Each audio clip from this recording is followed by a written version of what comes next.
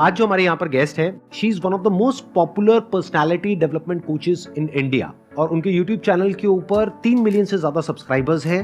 Please give an energetic and warm welcome to the one and only Chetna Vashishtha.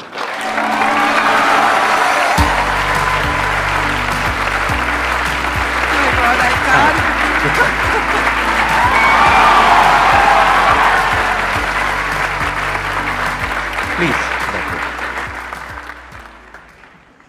मैं sir की videos जब से देख रही हूँ, शायद आप लोग पैदा भी नहीं हुए थे। मतलब तब मुझे पता नहीं था कि YouTube क्या है। मैं तब से सर की वीडियोस देख रही हूँ, जब आप स्पिरिचुअल वीडियोस बनाते थे स्पिरिचुअलिटी के ऊपर। इन 2012 तब से मैं आपकी चैनल देख रही हूँ। थोड़ा सा आप अपने बारे में बताएंगे कि आपने कैसे शुरुआत करी, कैसे आप ये YouTube पर आए? काफी घूम फिर के आए, जैसे अक्सर होता है लाइफ में।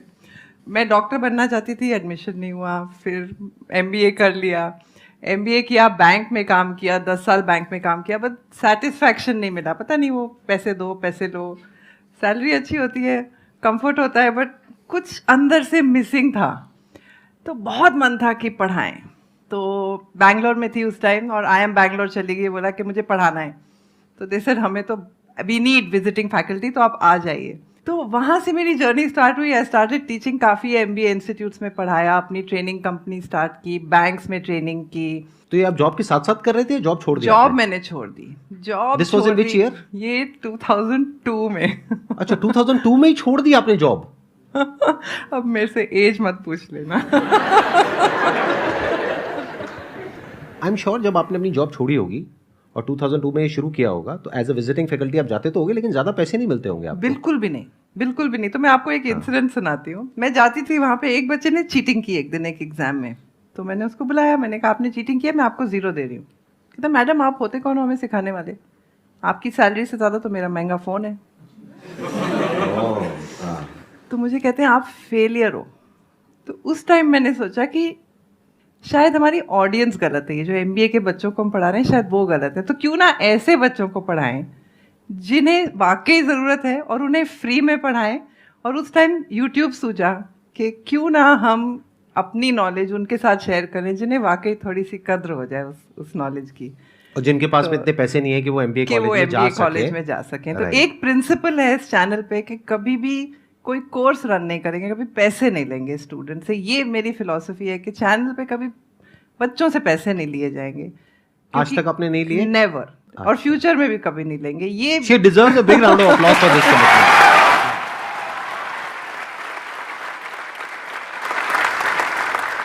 थोड़ा सा बताइए कि अगर ये जो बच्चे हैं, इनको यही क्लियर नहीं है बहुत सारे बच्चों को कि पर्सनालिटी होती क्या है, तो can we start from there कि is it a static thing which can not be changed और it's like fluid thing which can be changed? मतलब क्या है ये पर्सनालिटी? यहां से हम शुरू करते हैं और फिर आगे देखते हैं कि अगर अपने आप को इम्प्रूव करना है तो कैसे किया जा सकता है आपके अकॉर्डिंग।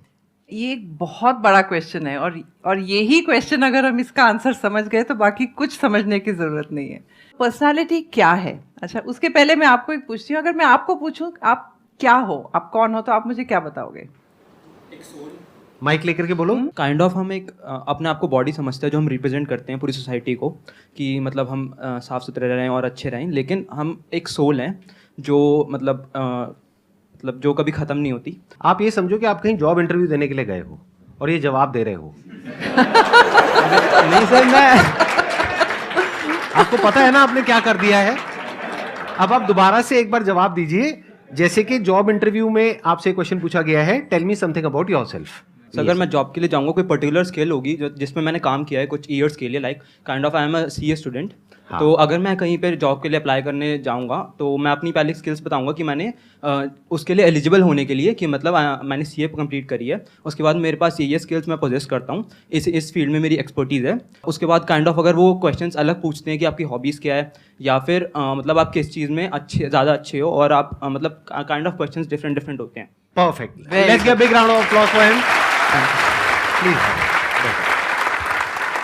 तो यूजुअली कोई आपको कुछ पूछता है तो आप यही बताते हो कि मैंने ये पास्ट में ये सब किया है, लेकिन आपकी पर्सनालिटी वो नहीं है।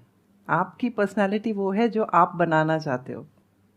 इलॉन मस्क से कोई पूछता है आप क्या हो, तो वो कहते हैं मुझे मार्स पे जाना है, मैं एक दिन मार्स पे जाके रहूंगा, फ्यूचर में मैं क्या बनूंगा या बनूंगी। तो अगर अगली बार आपको कोई क्वेश्चन पूछे आप क्या हो ना, तो साथ में ये जोड़ देना कि मैं 10 साल बाद ये बनूंगा, मैं 10 साल बाद ये बनूंगी। जब आप उसको अपने साथ जोड़ लेते हो ना, तो आपकी वही पर्सनालिटी बन जाती है। सुपरफिशियल लेयर होता है जो लोग सोचते हैं पर्सनालिटी है, कि मेरे बाल कैसे हैं, मेरे ड्रेसिंग कैसी है, वो सब बहुत सुपरफिशियल लेयर होता है। वो भी अलाइंड होता है आपके गोल की तरफ। अगर आपने डॉक्टर बनना है, आपने सोच लिया मैंने डॉक्टर बनना है, तो आप एक अलग तरीके से, आपके पूरी जो ड्रेसिंग होगी वो डिफरेंट वे में होगी। अगर आपने गेमर बनना है तो आप अलग तरीके से बाल अपने करोगे। सो ये सुपरफिशियल लेयर होता है, इस पे मत जाओ। ये पूरा सुपरफिशियल लेयर अलाइंड होता है उस चीज से कि आप क्या बनना चाह रहे हो। आप उस हिसाब से आपकी पूरी पर्सनालिटी डिसाइड हो जाती है। तो डोंट, उल्टा काम मत करो। मतलब पहले ये मत डिसाइड करो कि मेरे को अपनी शक्ल सूरत कैसे बनानी, पहले आप डिसाइड करो कि मुझे बनना क्या है, and then align everything in line with. Very good point. हम यही गड़बड़ करते हैं ज्यादातर कि मतलब हम अपने आप को इंप्रूव कैसे करें। इंप्रूव का मतलब क्या है? जैसे अगर आप एक आर्टिस्ट हो तो आपका जो वे ऑफ ड्रेसिंग है, हेयर स्टाइल है, ये है वो अलग होना चाहिए। और अगर एक कॉर्पोरेट वर्ल्ड में आप जा रहे हो तो वहां पे अलग होना चाहिए। कोई क्लियर कट डेफिनेशन नहीं है ना। तो what she is saying is कि अगर आप एक बड़ा अपना गोल सेट कर लेते हो कि this is what I want to be 10 years down the line, 20 years down the line, मान लो आपको कॉर्पोरेट वर्ल्ड में ही जाना है, तो आपने अपना एक गोल बना लिया सुंदर पिचाई। अब अगर इतना बड़ा गोल बनाओगे तो अगर वो नहीं भी बने तो कुछ तो अच्छा बन ही जाओगे। बट अगर कोई गोल ही नहीं बनाओगे तो पास्ट के बेस पे अपने आप को देखोगे, तो वहां पर आपको बहुत चैलेंजेस नजर आएंगे, वहां पर आप स्टक हो जाओगे, आगे नहीं बढ़ पाओगे। पर जैसे ही वो फ्यूचर गोल आपके माइंड में होगा तो पास्ट में या प्रेजेंट में अगर कुछ प्रॉब्लम्स है भी तो आपका ध्यान वहां से हट जाएगा। फ्यूचर में आपको पता है कि मैं कुछ बड़ा करने वाला हूं, मैं फोड़ने वाला हूं, अगर टिपिकल लैंग्वेज में बोला जाए तो। ये जो सर ने बात बोली ना, उस चीज को मैं पकड़ में लाती हूँ। आप लोग कहीं भी जाते हो आपको बहुत शाइनेस फील होती है, अंडर कॉन्फिडेंस फील होता है कि कैसे किसी से हम बात कर सकते हैं, क्या बोलना है मुझे इस टाइम। अंदर से क्या लग रहा है उस टाइम आपको? जज करेंगे सब, जज करेंगे मुझे, लोग मुझे जज कर रहे हैं। स्पेशली मैम तब हमें ये चीज़ फील होती है जब हम उसी फील्ड में सामने वाला हमसे ज़्यादा बेटर है। सामने वाला आपसे बेटर है कि नहीं वो आपके माइंड में है। अभी हमने तय नहीं किया है कौन बेटर है, लेकिन आपने तय कर लिया है कि सामने वाला आपसे बेटर है। अगर आप इस स्टेज पे आके इस टाइम यहाँ पे खड़े हो जाओ सामने, आपको अंदर से क्या फीलिंग होगी? एक्साइटमेंट। एक्साइटमेंट। कौन है एक्साइटमेंट वाले भाई साहब? हाथ ऊपर करिए, आइए यहाँ पर आइए। मैं मजाक कर रहा हूं, आ जाओ।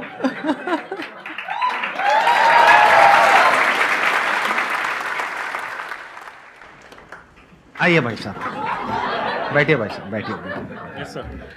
मैं बेसिकली अभी मैं फाइनेंस फील्ड से हूँ और मैं शेयर मार्केट स्टडी कर रहा हूँ, एक्सप्लोर कर रहा हूँ। बट इन फ्यूचर मुझे इंडिया का इतना तो शेयर मार्केट में नॉलेज लेना है कि वो किसी के पास ना हो। मैं सर आराम से, कोई नहीं। हाँ, आप बहुत अच्छा बोल रहे हो, आई मस्ट से दैट। हाँ सर, मैं म्यूचुअल फंड डिस्ट्रीब्यूटर हूँ सर्टिफाइड। तो क्या होता है सर, चार्ज करते हैं जो होते हैं, पर मैं सर जो भी मेरे साथ पूछता है कि वो अगर मुझसे, मेरा क्लाइंट है, वो मुझसे डील करता है नहीं करता, doesn't matter. Let's give a big round of applause for him. अभी इन्होंने जो बोला उसमें एक बहुत इंटरेस्टिंग बात बोली इन्होंने। इनकी जो पर्सनालिटी है ना, उसकी जो डेफिनेशन है वो पास्ट से नहीं आ रही है, हाँ, फ्यूचर से आ रही है। अभी जो बात हम कर रहे थे तो उसका लाइव एग्जांपल आपने देखा। इसी वजह से जो बाकी लोगों को एंजाइटी हो रही थी, इनको एक्साइटमेंट हो रहा था। क्यों हो रहा था? क्योंकि कॉन्फिडेंस बड़ा कमाल का है। चाहे बोलने में ऐसे एक्स्ट्राऑर्डिनरी नहीं है ये, ऐसा नहीं है कि बहुत फ्लो में बोला, लेकिन जो भी बोला बहुत अच्छा बोला। थोड़ा बहुत नर्वसनेस जो हो रही थी, अब संदीप सर के साथ बैठने का मौका मिल जाए तो किसी को भी नर्वसनेस हो जाएगी। और आप लोगों ने ध्यान नहीं दिया, मतलब हमारे बीच में जो दूरियां थी ना वो धीरे धीरे कम होती जा रही थी। फिर हमें एकदम से दोनों को याद आया कि पब्लिक बैठी है।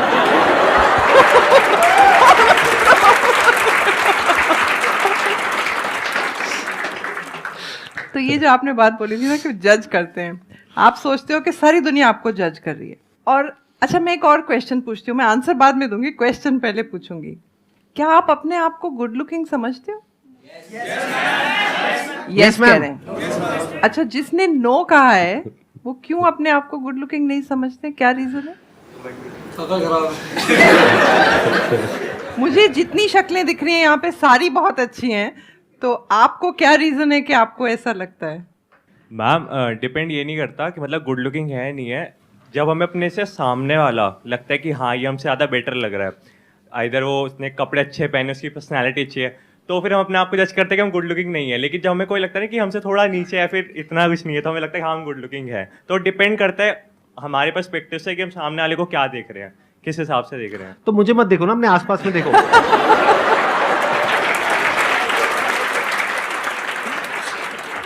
अच्छा चलो एक एक्सपेरिमेंट और करते हैं। सब लोग इस कमरे में चारों तरफ देखो कि आपको पिंक कलर में क्या क्या दिख रहा है।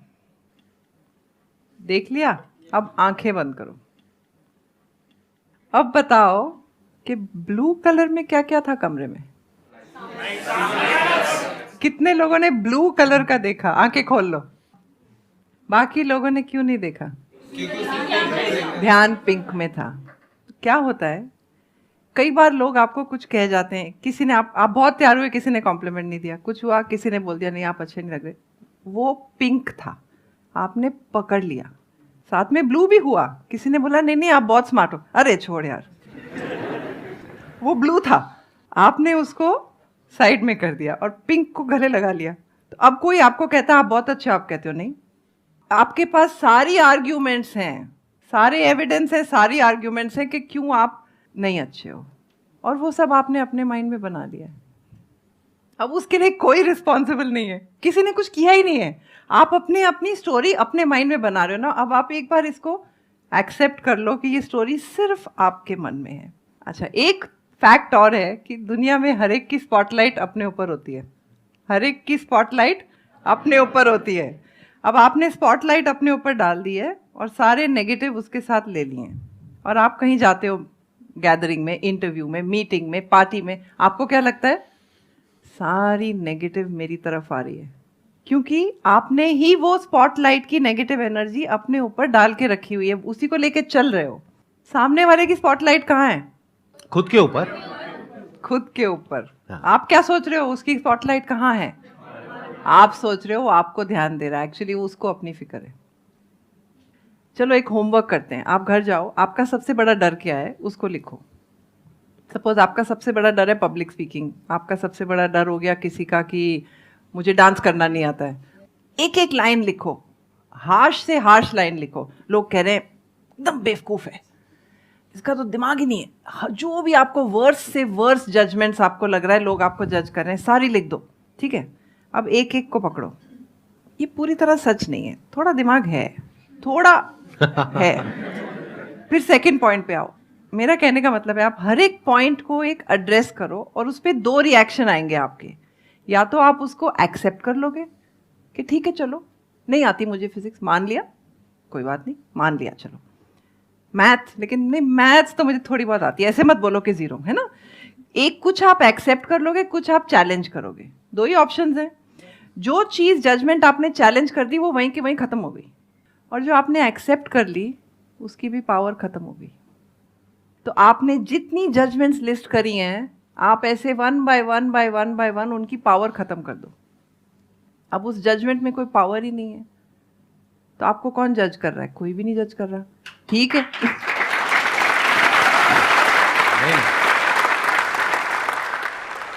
मेरे को समझ नहीं आता ये एक्सेप्टेंस क्या है। हम बोल रहे हैं कि मेरे अंदर कोई बुराई है, मान लीजिए, मैंने बोला हाँ मैं बुरी हूँ, अब ये चीज़ मैं एक्सेप्ट कर रही हूँ, क्या करूँ समझ नहीं आता। फिर से वो चीज़ दूसरी जगह जाएंगे दोबारा से आ जाती है माइंड में, ठीक है, कि मैं ऐसी हूँ ऐसे करके। तो ये एक्सेप्टेंस क्या होता है? एक्सेप्टेंस के 2 लेवल होते हैं।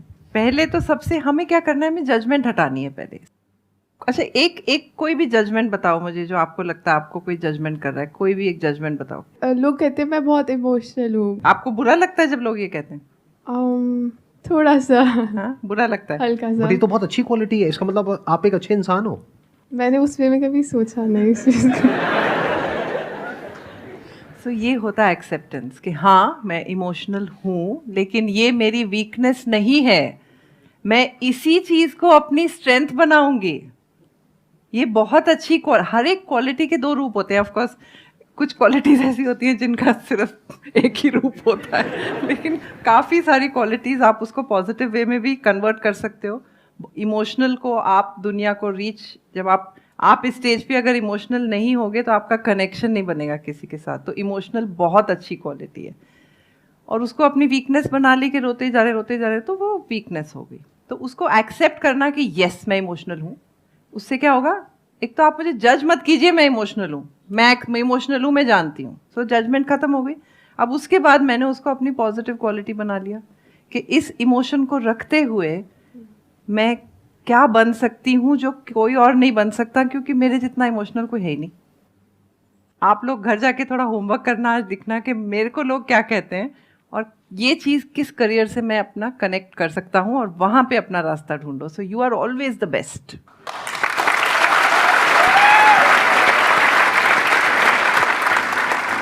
Thank you so much for coming. Thank you.